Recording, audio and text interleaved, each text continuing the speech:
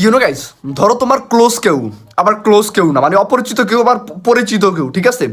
So হঠাৎ করে তোমার পাশে আসলো বা তোমার কাছে আসলো, আর আইসা তোমার জিজ্ঞেস করতেছে একটা কথা জিজ্ঞেস করি, মানে ভাই কথা জিজ্ঞেস করবি, তুই বইলা ফালা কি জিজ্ঞেস করবি? আবার এত পারমিশন নেওয়ার কি আছে? সামনে আইসা একটা কথা জিজ্ঞেস করি, অ্যান্ড নট অনলি পারমিশন, একটা কথা জিজ্ঞেস করি, এই কথাটা জিজ্ঞেস কইরা মানে এমনভাবে এক্সপ্রেশন দেয়, ফিল লাইক আমি মানে 2-3 বছর আগে একটা আকাম করছি, বা 10 মিনিট আগে এমন বড় একটা আকাম করে লিখছি, যে আকাম হচ্ছে পাবলিশ করলে বা দুনিয়ার সামনে আনলে বা আমার সামনে রিপ্রেজেন্ট করলে আমার মনে হয় মানে বুক ফেটা কান্না করে দিব, লাইক এরকম এরকম কোনো, বা হচ্ছে কি নির্লজ্জের মতো লজ্জা পেঁজা ফাঁসি দিমু, মানে এরকম এরকম মানে পারমিশন নিবু কথাটা জিগায়, লাইক এরকম ফিলে কিরে ভাই তুই কথা কবি ডিরেক্ট করে এলা, মানে এত ফর্মালিটিসের কি দরকার? মানে যখন একটা একটা কথা জিজ্ঞেস করি,